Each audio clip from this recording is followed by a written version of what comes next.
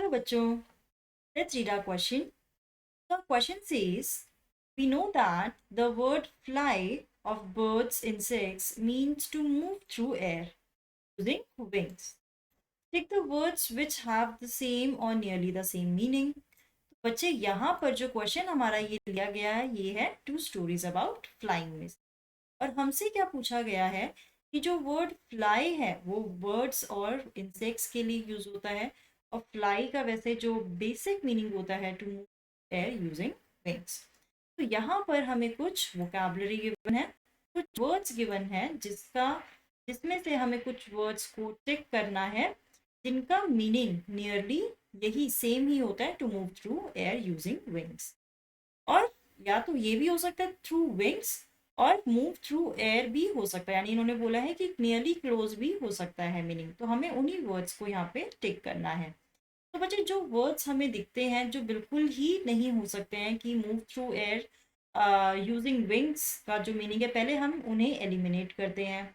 जैसे हमारा वर्ड है यहाँ पे स्टे बच्चे। स्टे कभी भी हम बर्ड्स या इंसेक्ट्स के मोशन के लिए जो अपने वो विंग से यूज़ करते हैं एयर में, उसके लिए हम स्टे नहीं यूज़ करते हैं।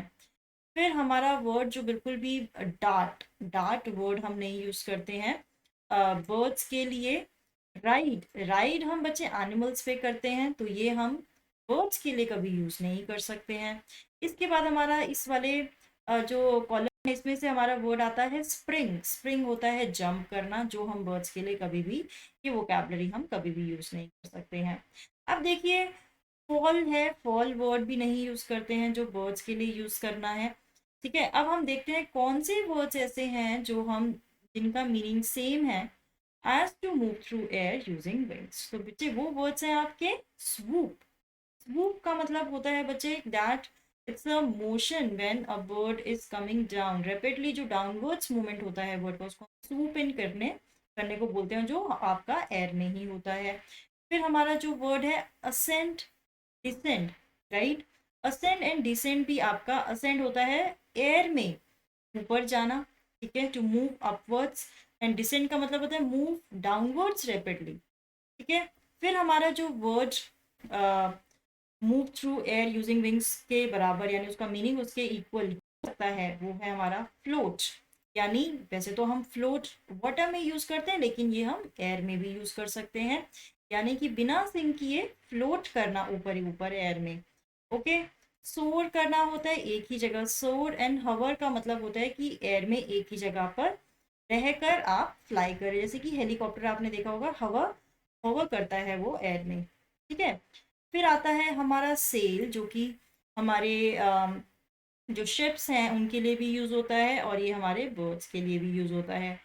फ्लटर, फ्लैप भी आप लोगों ने बहुत बार सुना होगा कि that the birds always Flutter their wings, flap their wings, उसकी आवाज़ भी आती है। फ्लैप करना और फ्लटर भी विंग्स का मूवमेंट ही होता है। फिर हमारा वर्ड आता है स्किम एंड ग्लाइड। तो ये दोनों भी बच्चे हमारे मोशन ही बताते हैं, बर्ड्स के मोशन को एयर में, स्किम एंड ग्लाइड।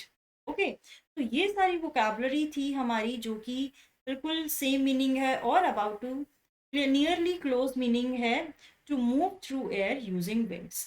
अब जो वर्ड्स हमारे नहीं हमने यूज किए थे वो भी मैंने आपको बता दिया था, लाइक पैडल, फ्लिट, ये कभी हम बर्ड्स के लिए वर्ड्स यूज नहीं करते हैं। तो बच्चों आई होप आपको ये हमारा आंसर समझ में आएगा, वोकैबुलरी आपकी क्लियर हुई होगी कि कौन सी और भी वोकैबुलरी हम बर्ड्स के मोशन के लिए, उनके विंग्स के मोशन के लिए, फ्लाई के लिए यूज कर सकते हैं। बच्चों I hope you have understood the whole answer.